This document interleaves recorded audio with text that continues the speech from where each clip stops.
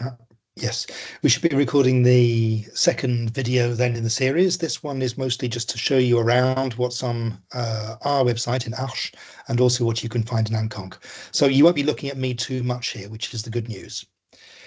Okay, so if you go to the course page, you'll find in Arches, University de Lorraine, UE 903 Corpus Linguistics. Let's close everything else to begin with. If you begin with Généralité, the only thing particularly of note here is the forum, which you can see here at the top, the forum du cours. If you have questions which are very individual, send me an email, but very often other people can benefit from this type of thing. So I would appreciate it if you could post your questions to the forum and not just to me. Then that way I can answer everybody. Sometimes if you send me an individual email, I will ask you if I can put it on the course forum as well. Okay, so in Généralité, there's not much here. Also, if I need to contact all of you, I'll put a message here. For example, when the videos are finished, I'll send you a message there. And that will arrive in your university email inbox. So you don't need to check the forum regularly. You'll be alerted. Okay. Apart from that, it's mostly course contents. You'll see the first video is there now. Some of the other ones might be hidden. That's because this is the one I'm doing now. They'll be available later on as soon as they're done. I'll put them up one by one. Otherwise, you have downloads here. We'll come to that in a moment. Personal feedback here, more videos, and then mostly PDFs, so that this is the course content, if you like. So it's the main part. Begin with the starter, then move on to the different things here. Well, you have the executive summary at the top and practical demonstration examples, but then you have these ones here. Okay, one thing which is very, very important is the model answer format, the template. You must use this document. There's lots of stuff that's useful in there. We'll come to that in a moment. And a sample mark sheet to give you an idea of the type of thing which we'll be looking for. The upload functions aren't uploaded yet, but they will be soon. At the bottom, you have some extras, which is various bits and pieces which I've uploaded. Some of them are produced by me, some by other people. Some of them will be relevant, some of them won't. I suggest you click on them, have a look, see if it's useful for you or not. Okay, coming back to downloads, first of all. I won't demonstrate all of them here, but you need to know a little bit about them. I suggest what you do is you open them and you can see all of them here. Just download them to your desktop. If I show you my desktop, oops, away from here, you'll see I've got them here. Okay, so it just means easier when you want to open something, you just go to desktop, Erudi or whatever you call your folder, and you're straight there rather than searching through lots of different things like that. Okay, coming back to this. Specifically, the BNC word list. If you open this, you don't really need this, but it's not uninteresting to have. If you open it, and hopefully it will open, there we go. It is just a list of the most frequent words in the British National Corpus. The British National Corpus was a large, 100 million word corpus created about 1990. Yes, language has changed since, but most of the changes are not very different. For example, we don't use the in dramatically different ways from 30 years ago. There might be some things like he, she, but mostly the frequent items are not going to change very much. Yes, there are words like internet, which you might not find very much, or if at all, in 1990, but they're details. For the language, the real language, you won't see many changes. So these are the most frequent words ranked in order. So the most frequent word in English is the, and in the 100 million words of the BNC, we have 5,739,934 occurrences of the word le. The is very, very frequent. About one word it's 500,000 words out of 500, whatever it was I said, out of 100 million, that's a lot. The second most frequent word is of and to, in that. All of these are, most of the most frequent words are grammar function words, prepositions, determiners, article, pronouns, that type of thing, as you can see from here. And I'll be talking about a stop list later on. The stop list, which you might want to use, is simply the 200 most frequent words from the BNC. Okay, if you go down to 200, you'll see there's still not very much real content amongst these words. Some of them you might say that, okay, world, little, life, they do have some content, but if you go up to 200 words, you're not missing very much. Okay, so that's the first thing. That's the BNC word list. The lemma list, not particularly relevant, again, because now most of what you can do with it, you can do with AntConc, or TagAnt in particular. But just to show you what the concept of a lemmatizer is, a lemma list, is you've got, for example, at the very top, you've got, well, apart from and, you've got and they're the same word, but they're not the same word. Do you see what I mean? Or if you got, for example, abandon, abandons, abandoning, abandoned, they're the same head word, but just different inflected forms. Okay. Sometimes you want to look and compare, separate abandons, abandoning, abandoned. Sometimes you want to group them all under one item, one lexical item, or one lemma, as we would say here, which would be abandoned. So that's what happens when you lemmatize words. The different forms come together. So in the case of it's a determiner. Abandon, it's a verb, but you've also got nouns, abrasion, abrasions, and you can have adjectives, if I can see one here somewhere, which would just be the ER and EST forms. Nothing comes up high up. Can't see one. Never mind. But if you got things like little, littler, littlest, for example, that would come later down the list. I can't think of one beginning with A and can't see one here. Okay, so that's basically the idea of a lemma list, is it groups words which are just inflected. It wouldn't put together abandon and abandonment, because one would be a verb and one would be a noun. So a different word form would still count as different words.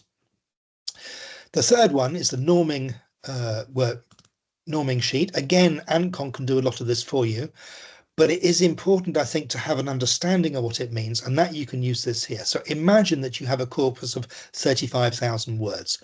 The word analysis occurs 12 times. So 12 times in 35,000 words gives you 0.341 occurrences per 1,000 words. Maybe I should make this bigger so it's more legible for you. Gives you a size of,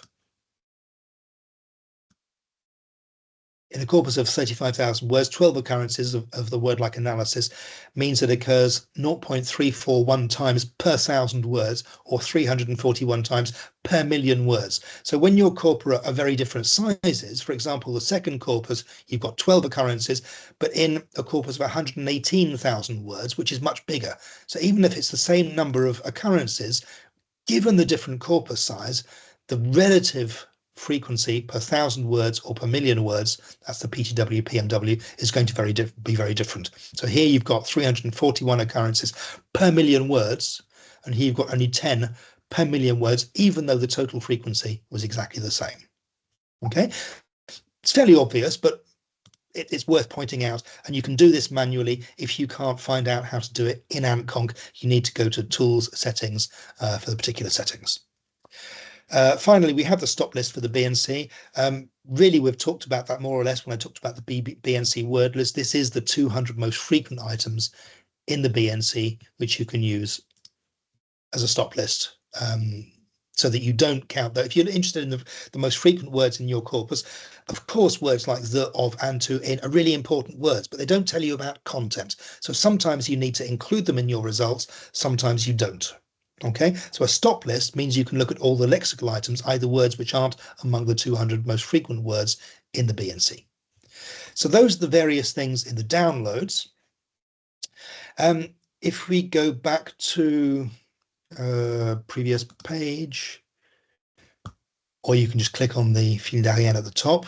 Those are the downloads here. There's a second download collection, which is personal feedback. Now, if you've already looked at the RP template, you'll see there is a specific section where I ask you to give personal feedback. There are several reasons for this. One reason is that I don't want you to give personal feedback during the paper itself, the rest of the RP. The rest of the RP, the research paper, should be relatively standard academic language. When we don't talk about me, I, we don't do that in English, or at least not the same way as in French, and much less. A very simple example is in French, you could say, dans ce tableau on voit que. In English, you would not say, in this table we can see. Very, very rarely. It's unusual. The most usual way would be to say, table one shows. Okay, so you can see a difference between French and English. In French, you, nous, the nous de majesté or nous académique, or nous universitaire, you can use nous, but not in English. You can't say we. You're only one person writing a research paper, so you can't use we. Okay, but I is also a bit uncomfortable as well. But we simply get rid of the personal subjective aspect and say what the facts are, what is there, not what we can see is there. That would be more French. So the personal feedback is, firstly, it allows you to not give personal feedback during the paper. And secondly, there is a section where you can. Okay, so hopefully that clears up one thing. The second point is for personal feedback is for you to take a step back and say, okay, I've finished my RP. How did I feel about it at the beginning? How did my feelings evolve, develop? What problems did I have? What were the solutions I found? So it helps you to take a step back and think about it. And also it will help me and the other teacher in understanding problems, difficulties, so that can help us to improve the course in the future.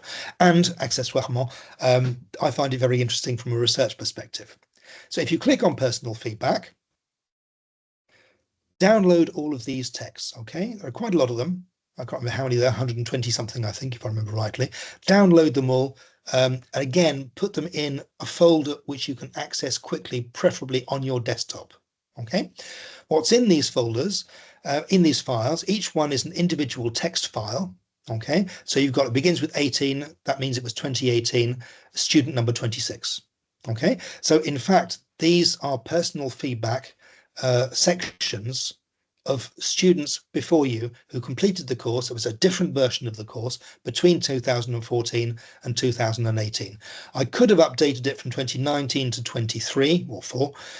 We're changing now, but I didn't because I published a paper on this collection, and you can see that as well. If you go back to the Fil Ariane 903 Corpus Linguistics, you will find this just below if you look for this paper here, okay? So it's just a paper which I published in French, so you can criticize my French as well, but it will explain this in more detail and give you other examples of the type of thing that you can do, okay?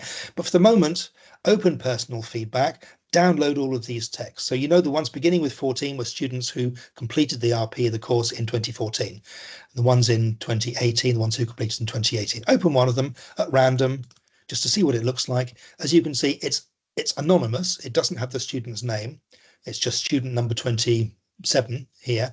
And it's only the personal feedback section. It's not the entire RP. That's not the point. So this allows me, with these, however many texts there were, to create 120 something, to create a small corpus of the personal feedback sections of students like you, but in previous years. And then we can analyze that. Okay.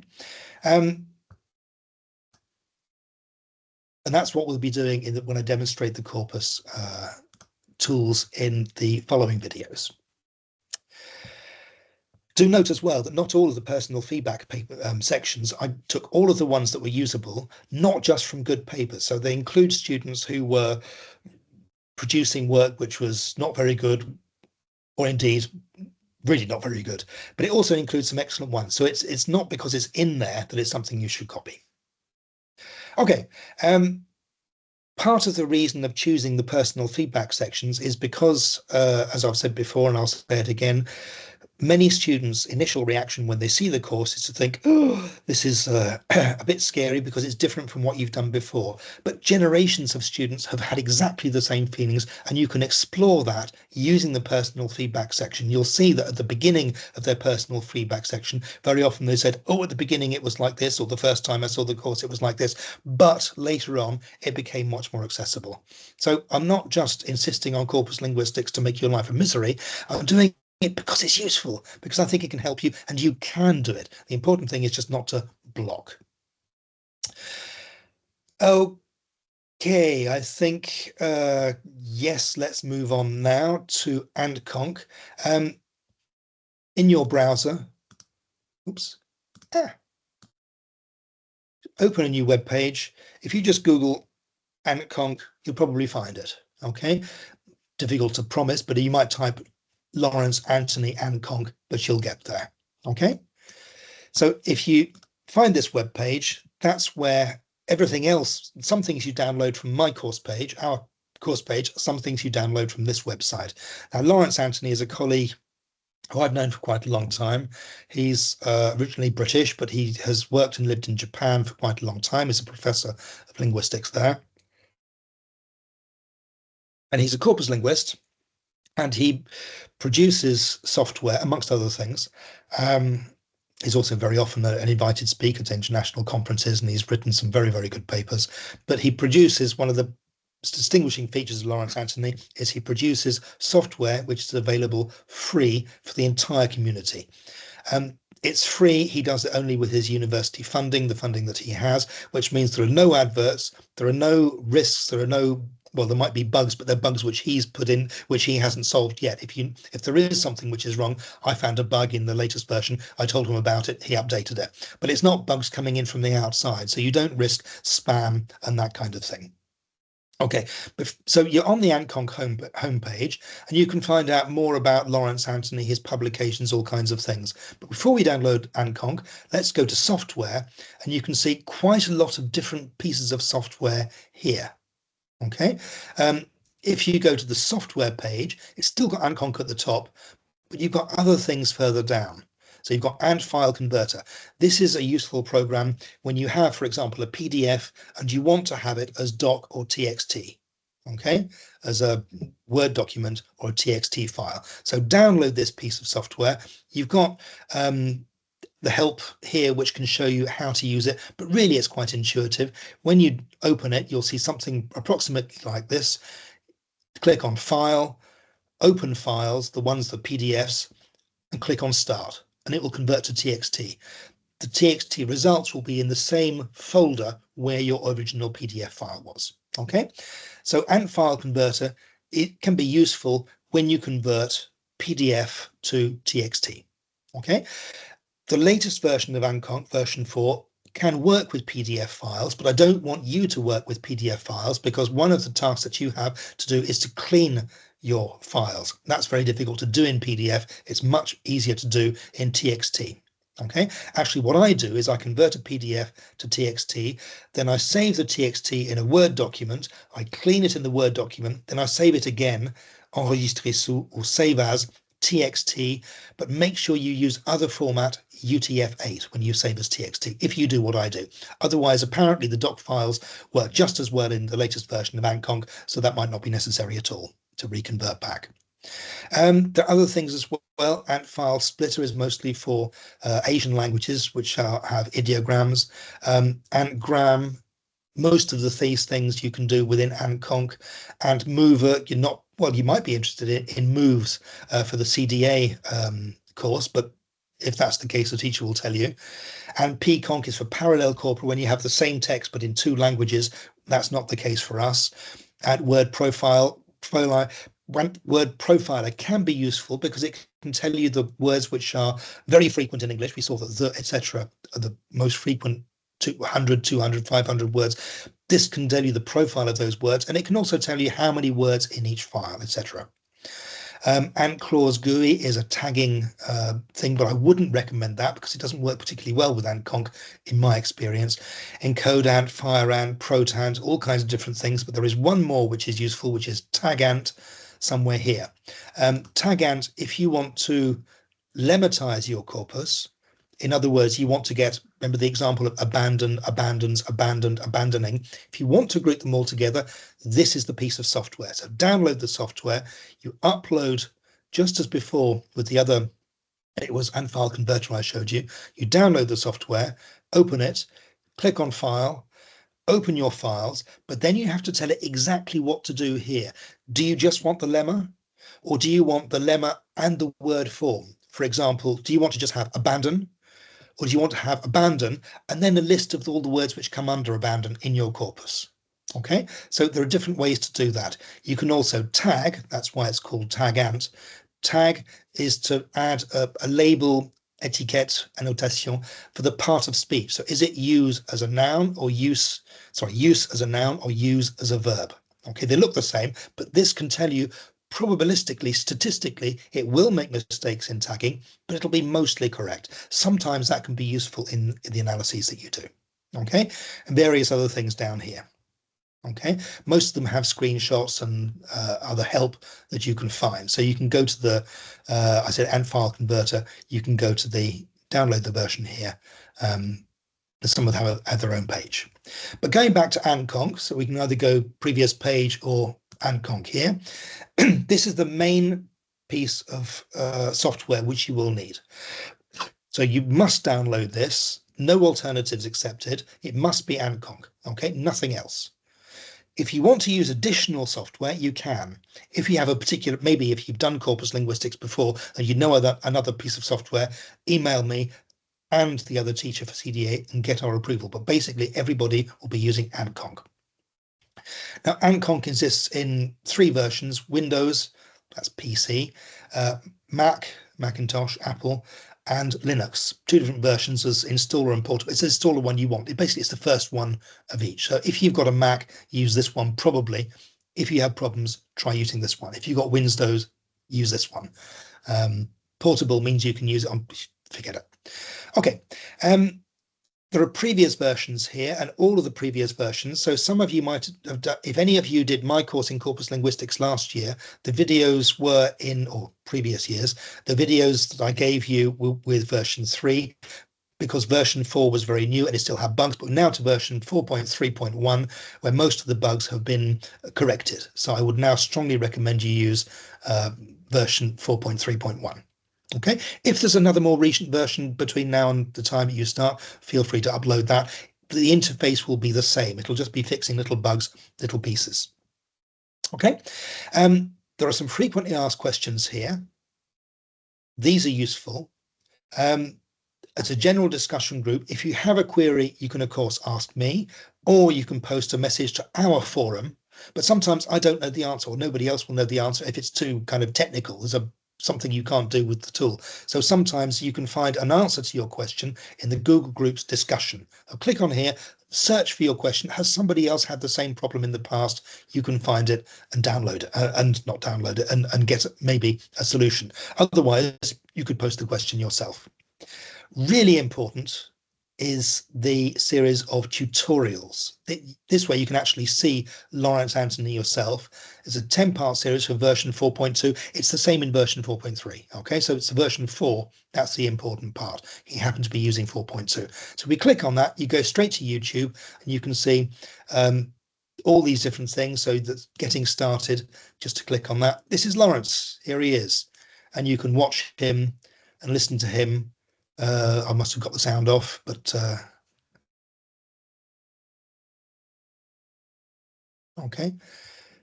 The Corpus Manager Basics, he didn't have this before. It shows it. What's important to do here, I would say, is when you watch these tutorials, open Anconk and try to do the same things as Lawrence at the same time. Some of them might not be relevant for you and you'll give up on, but most of the time doing it is much more easy to understand, to assimilate, to remember, and then to reproduce later on than just watching the videos. So try to watch the videos and do the same things at the same time. Okay. With the text, he's mostly using AMI-06, which is a corpus for American English. It's the 06J mostly he'll be using, which is the academic subcorpus. AMIO is a corpus created by Paul Baker, but Lawrence will explain all of that. Okay, let's go back further still. Yes, here we are. So really, really important series of tutorials here. I wouldn't recommend you look at the other ones because they're earlier versions. There are also some guides, tutorials, but they're mostly for version 3, etc. Otherwise, you've got the help, which is here, okay, which is much more relevant for you. Some word frequency lists. So when he talks about AMI-06, this is where you can find out more. And this is where you can get the BNC frequency lists and so on. Or you might prefer to use the AMI-06 corpus frequency list. Lemma lists as well, but you don't need those so much with version 4 because you can do it with Tagant and then upload your lemmatized version. And a few other things about it and how to cite. Okay, so basically download, and did I download? Special one. Yeah, so just download the one that you need.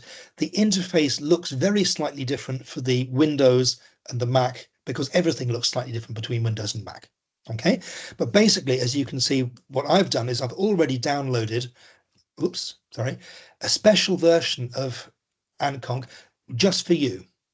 Okay, just like I have a download folder here just for you. When I use Ancon for my own personal ends, I use this version because it's got the corpora which interest me in it. But here I've got no corpora in it. We're going to upload those together. We'll see that next time round. Okay, so basically that's it for the moment. The downloads, I've explained the course page and the things to download from there, and I've shown you Lawrence Anthony's software, and particular where you can download Ancon should be relatively straightforward. For what it's worth, don't worry about these. These are just old versions because there are some things which I only know how to do with Ancon version 3, and I find it useful to have an additional version there, so it means I don't have to update all the time. Okay, but basically that should be it, I think, for us today. There we go. Okay, so another video in a few minutes to explain the uses of Ancon.